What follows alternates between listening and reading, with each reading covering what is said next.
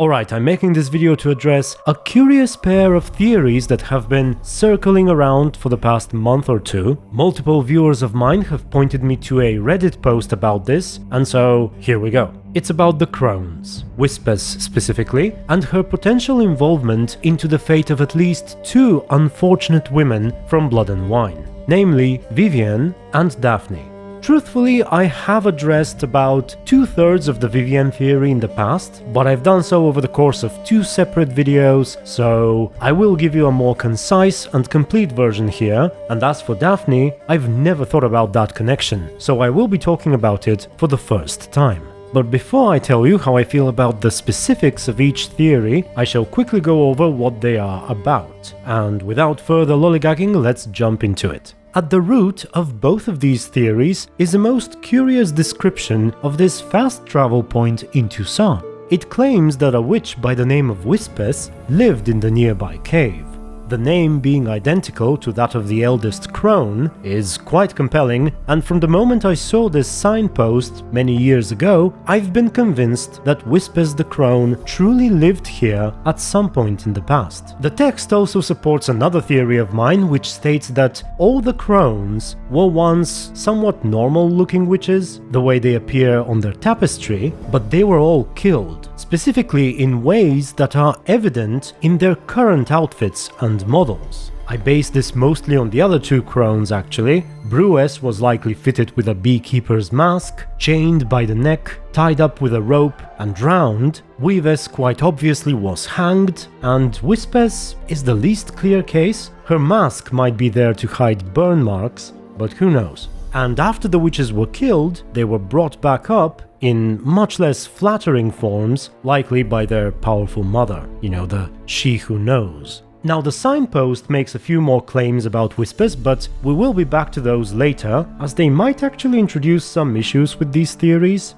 And speaking of the theories, here's how they go. First, about Vivienne. We know that she was cursed to become this bird-like creature while she was still in her mother's womb. Her parents frequently visited this secluded and beautiful lake where she takes Geralt to reveal herself, but unfortunately another creature lived nearby. They described it as, and I quote, a nymph born of the deep woods with no mother or father. They called it a nymph born of the deep woods with no mother or father. It seems the creature considered itself the owner of this forest. Because of that, and because it was jealous of the love between Vivienne's parents, it demanded some sort of payment from them. But they had nothing, and so it cursed their unborn child out of spite. The theory uses Whispess's presence in Toussaint, based on the signpost, as evidence of her claims over the forest. And it makes a strong emphasis on the part where the creature demanded payment, suggesting that it is similar to the way the Crones demand hair and ears, and flat-out human sacrifice from the poor villagers of Velen.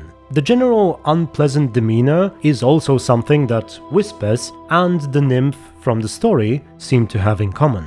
The next big clue is the doll with bird feathers. It can be found in possession of the Crones if you attempt to revert the Baron's wife back to her human form after she was turned into a hag as punishment for losing the children. We do not know whom this doll is trying to replicate. Geralt immediately thinks of Philippa when he sees it, but then generally dismisses this hypothesis. Of course, if we assume that Whispess was involved in the curse of Vivienne, then such a doll in her possession would make perfect sense. And boy am I well familiar with this doll. Back when I was trying to uncover the two big secrets which CDPR themselves were teasing for a long time, I was convinced that they had something to do with this doll and that it was somehow connected to Vivienne and potentially the feather that she gives you, when you part with her at Novigrad after giving her 7 years to live. So I tried all sorts of shenanigans, bringing Vivienne's feather to the Crone's basement, doing the two quest lines with Vivienne and the Crones together in various orders, fishing for a rare piece of dialogue or something, but nothing came of it. Eventually one of the secrets turned out to be Vivienne's death in Skellige, and the other, the hidden tapestry of Whispess during the ending, depicting Ciri's survival and escape from the tower. which the devs actually lifted off the ground in the next gen edition and made a lot more obvious. I'd like to think it was a result of my videos where I complained just how difficult the tapestry was to both find and decipher in its original form and location. But I'm lollygagging again. Back to the theories. Let us go over the one about Daphne now. It stems primarily from the fact that the Witch of Lynx Crag claims she had no hand in Daphne's fate. Gareth met the fate he deserved, and what happened to his wench was not my fault. Alright, so you didn't cast the curse, but could you help lift it? I probably could. So the question is, if the witch did not curse Daphne, who did? Whispess is proposed once again for two main reasons. First, because her old cave is quite closely located to the quest, and second, because of the thematic similarities between Daphne and the mother of the Crones. Daphne being turned into a human tree of sorts, and the spirit of the mother being imprisoned in a tree in Velen. The motives of Whispess are not very clear here, potentially a similar jealousy of the love between Gareth and Daphne to that of Vivienne's parents, and again because the Crones are generally mean. So I think that about sums up the theories. Now here's what I think of all this. Actually, before I tell you, I realized I haven't said who posted these things on Reddit. It was a gentleman called Suspicious Newt, and he's not your average Suspicious Newt. He's a viewer of mine who has shared several interesting details with me in the past, and he wished to remain anonymous. So if ever I was avoiding the name of the person who had shared a detail, there's a good chance it was him. But now that he has exposed himself on Reddit, I can finally expose him in my videos as well, with his consent of course. I'd like to thank him once again, and let's carry on. You guys probably know that I'm not a huge fan of such theories. I've been asked plenty of times, especially in the past, not so much recently, to talk about the Triss is actually coral theory, and I still haven't done it, and I probably won't ever do, maybe when I literally run out of any video ideas. And I should say, I mean no offense to the people who come up with these. The one about Triss and Coral is actually quite elaborate. It goes through basically all of the Witcher games and books. It's just, a lot of what passes for evidence in these theories is quite circumstantial. It's cherry-picked, as in only parts of certain facts are focused on, the ones that fit our agenda best. The connections between things are sometimes so incredibly thin, very thin, as Anna Henrietta would say. Very thin.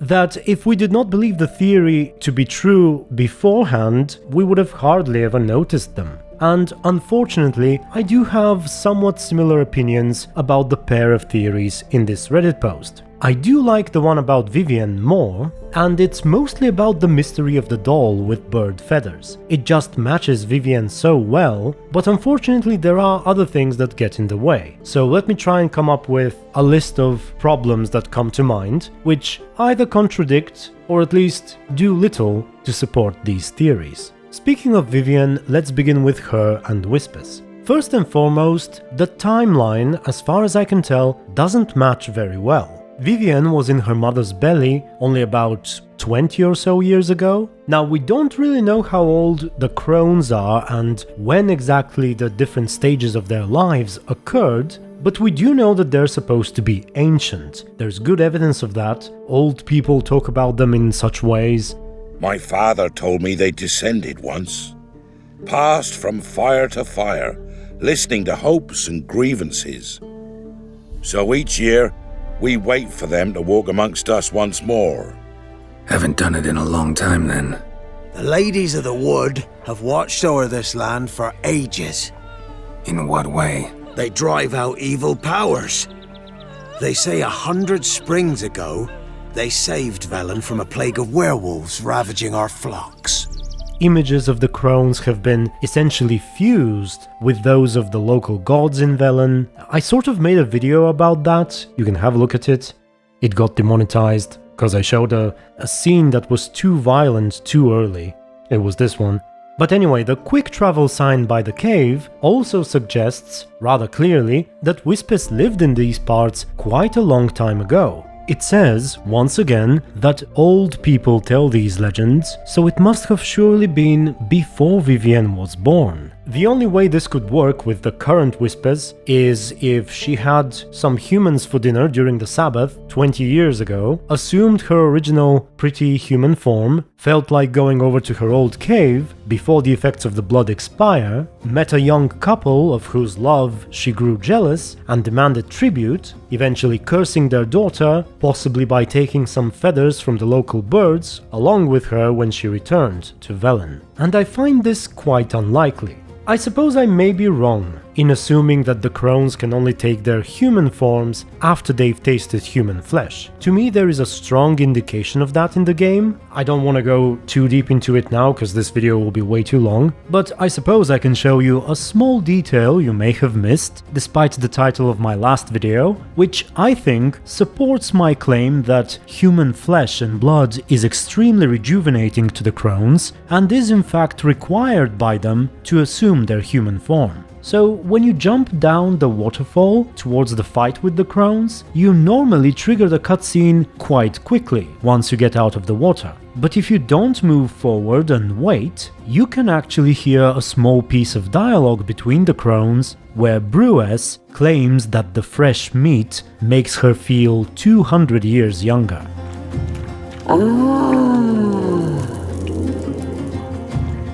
More meat. I feel 200 years younger. But even if I'm wrong, and they can turn human whenever they feel like it, we would still need some evidence to suggest that Whispess visited these parts again much later than the time when she lived in the cave. And speaking of the cave, I said I'll go back to it earlier, one of you suggested, years ago when I mentioned this for the first time, that maybe it's not even the same Crone from Velen, but another witch who shares the same nickname. Perhaps the name was not too uncommon at the time, or something like that. I sort of dismissed that comment, I did not believe it. I thought she's just too important of a character for such a name drop to be accidental. But when we think about it, the game already has a few cases of suspiciously identical names. In the end of the White Orchard storyline, there's a character named Volker. Until her husband Volker quarrelled with the Lord of the Manor. And then during the Kira Metz story in Velen, there's another Volker. In Skellige, in one of the bandit camps, there's a man called Ova, and there's a pair of kids not too far from the camp, one of whom is also called Ova, with seemingly no connection at all. Hear that? It just said something. I didn't hear nothing. Boo! Ah! Over! You dummy!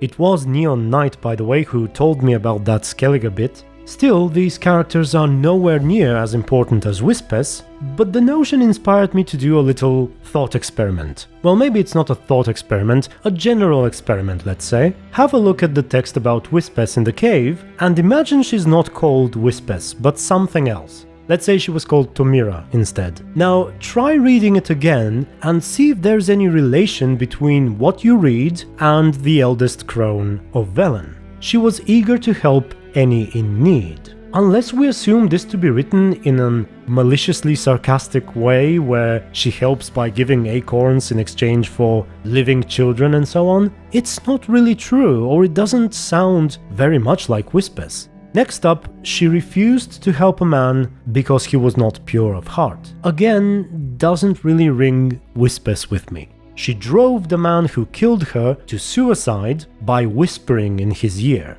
Now you're probably thinking, okay, this has to be her, right? Because evil whispers and all that. The truth is that the origin of her name is actually rather different. They don't call her Whispess because she whispers to them, or to anyone. They call her that because they have to whisper. Unless they wish to be heard, it is because she hears everything above a whisper throughout Velen. So while I still lean towards the notion that this here truly refers to the Crone, because I just can't accept this as a simple name coincidence, I can't really disagree that other than the name, the rest of the text is simply not very indicative of her and could have easily been used to describe a separate character. It could have also been used to show that when she lived here, Whispess was actually a decent person, but then that goes against the theories that she cursed people left and right during that time.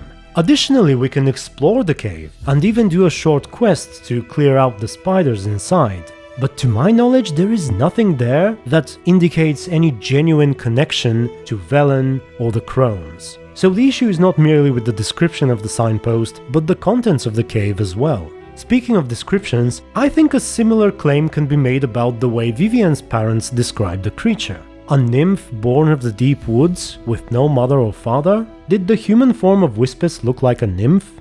I don't know, maybe. I'm not willing to write it off, but it's a rather generic description, more fitting for a dryad, perhaps. Born of the deep wood is probably close. Whispess is called Lady of the Wood, though the place she inhabits is usually referred to as a bog or a swamp, and she lived in a cave when she was here. Having no mother or father, in conjunction with Born of the Deep Wood, again sounds very much like a dryad to me, one that was transformed after drinking the magical waters. Otherwise, having a mother is an important part of Whispess's story. I suppose this could indicate that she had killed her mother already, but how would any of these things be apparent in the way she looks? I don't know. So I wouldn't say the description necessarily screams Whispess. I still think it's more fitting for a dryad in general. And it also sounds nothing like Gaunter O'Dimm. Some people have theorized that he was behind it too. I think it's less likely, although there is one cool piece of evidence where the whole thing is essentially the twisted wish of Vivienne's mother. It all began with her wishing to have a child as beautiful as the birds or something like that. Mama loved to listen to the orioles sing. She would stroke her belly and say, "My daughter should be as beautiful as that bird. Such is my wish."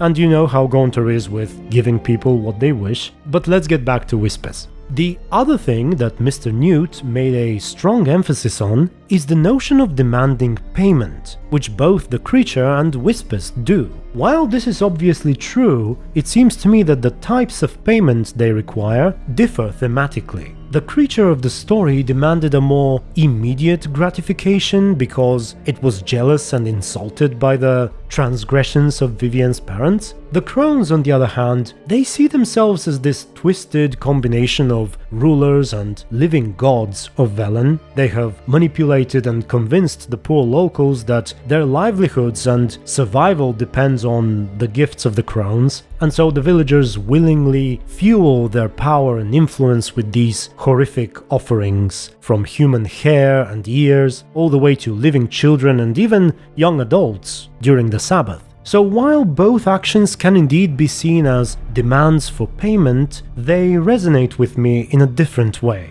Do let me know how you feel about it too. Overall, I do enjoy the Vivienne theory. It's something I've entertained myself on many occasions, but I still have my doubts. And it's time we moved on to my thoughts about Daphne. If she wasn't cursed by the Witch of Lynx Crag, was she then cursed by Whispess? I suppose the timeline here is not such a big issue, since the story about Gareth and Daphne is much older than Vivienne. It has had enough time to turn into a fairy tale in Toussaint, and so it could date back to the time when Whispess led a more permanent life in Toussaint.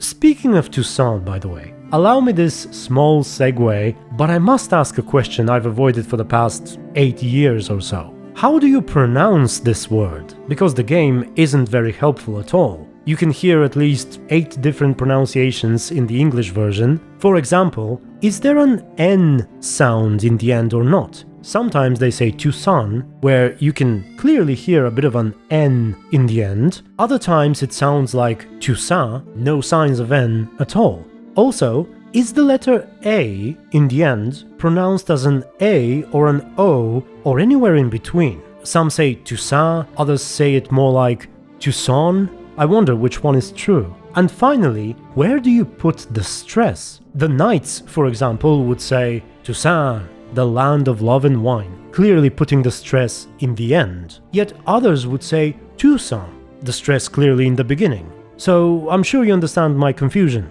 And I would love answers to these 3 questions, ideally by French people, maybe Canadians. 1. Where do you put the stress? 2. What sound does the vowel make in the end? And 3. Is there an audible N sound, or not, at the very end of the word? And if not, I suppose a bonus fourth question would be, why have words with 3 silent letters in succession? Maybe I should also take this time to ask you to like the video if you've been enjoying it so far, and let's go back to Daphne.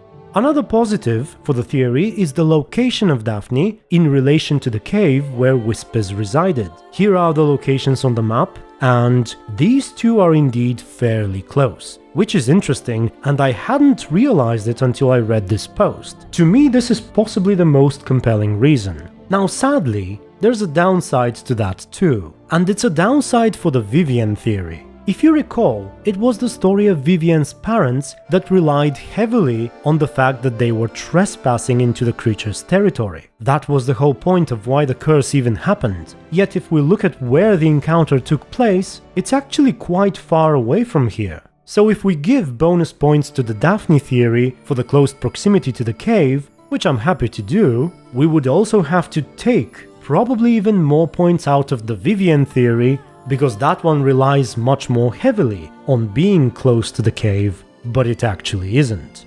Now, one issue with the Daphne theory is the lack of clear motive. Why was it exactly that Whispess cursed her? The author of the post recognizes this as an issue as well. He supposes it might be some combination of malice and jealousy, similar to the case of Vivienne's parents. Whispess might have been jealous of the legendary love between Daphne and Gareth, and since she could easily pin the crime on the Witch of Lynx Crag, she decided to act on it. My issue with using the jealousy argument here is that it sort of relies on the Vivienne theory, and we first need to establish that to be true before we can comfortably use it here. In general, I wouldn't say that this type of jealousy is a defining characteristic of Whispess either. I suppose we could infer that the Crones are somewhat jealous of the beauty of the local women in Velen, because they don't like being called Crones, and when Geralt calls them that, they get all offended and claim that village bitches have been gossiping again. Village bitches have been gossiping again. But I don't think we have any evidence to suggest that the Crones are envious of the romantic love between people. Touch me more, boy. Touch me more. I mean, can you name a love story more grand than that of the white-haired witcher and the sorceress? Yet the Crones don't seem to care much for it when they meet Geralt.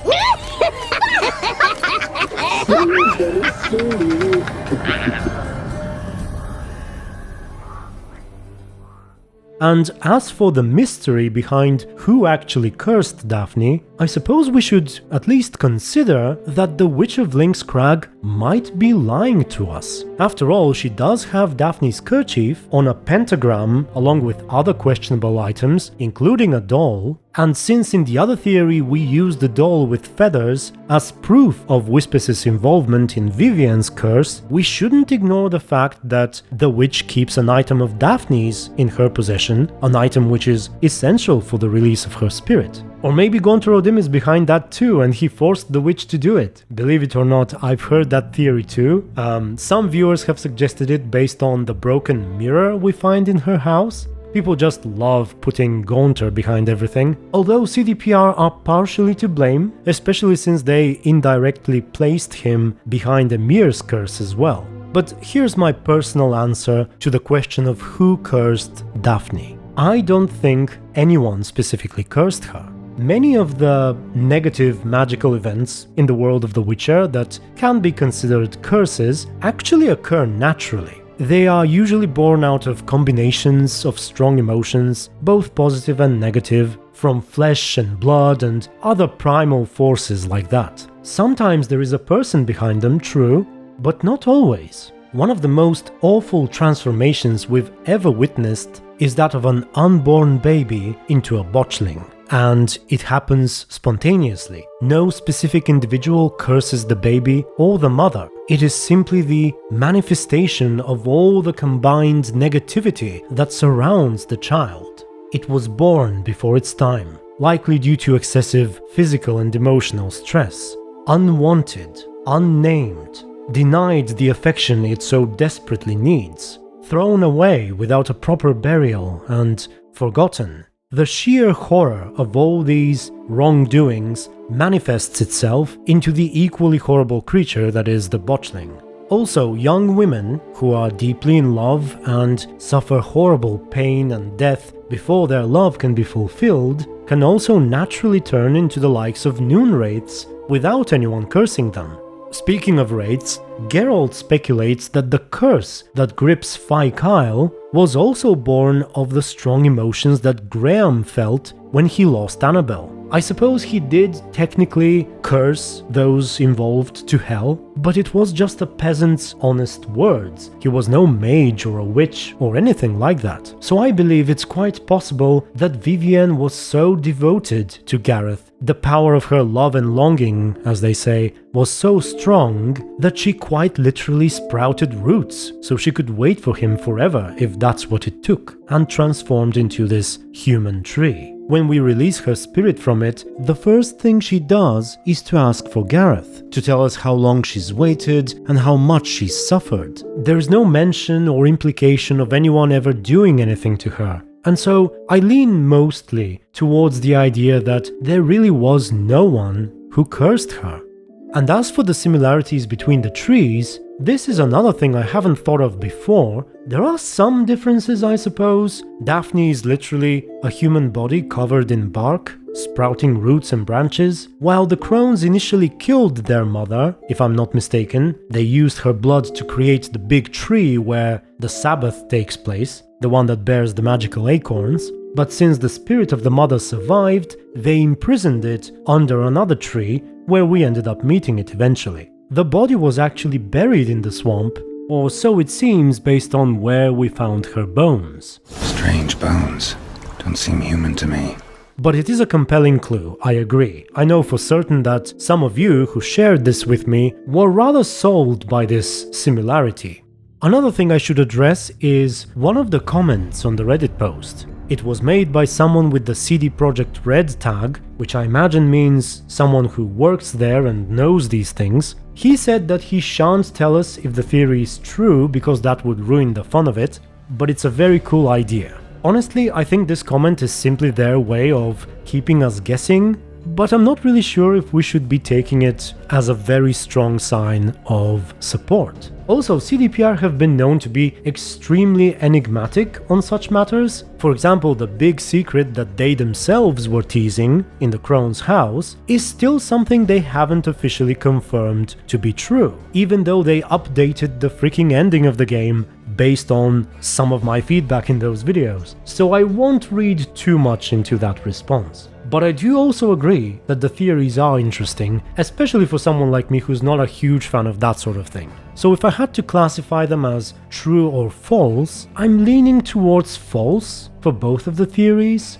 And if the Vivienne one is true, which it might be, I'm nearly convinced that it was something CDPR decided to implement only when developing Blood and Wine. I doubt that they wrote the character of Whispess in the base game with a hidden backstory in mind, where she lived in Toussaint and so on and so forth. And ultimately, it is still the theory I like better because it helps us solve a genuine mystery in the game, while the Daphne theory doesn't really add too much to the grand scheme of things. And with that said, I believe we've covered it all. I realize I have been using the word theory quite liberally throughout the video. I should have probably said hypothesis on many occasions, but you guys understand my meaning. I'd like to also say that I bear no ill will towards any of the supporters of these theories, least of all Mr. Newt himself. In fact, if it wasn't he who posted it, I may not have even made this video, but since he's been so kind to me in the past, and other people, including CDPR staff, seem to find it interesting, I decided to give it a go. I'm very much looking forward to hearing your thoughts and comments. If I missed any possible clues or links, help me fill in the gaps. If perhaps the Polish version of these descriptions, or maybe even other languages, tell us something more, do let us know. And if you have any suggestions for similar topics, please share those as well. Other than that, thank you very much for watching, thank you for your support, and until the next video, stay tuned and be good.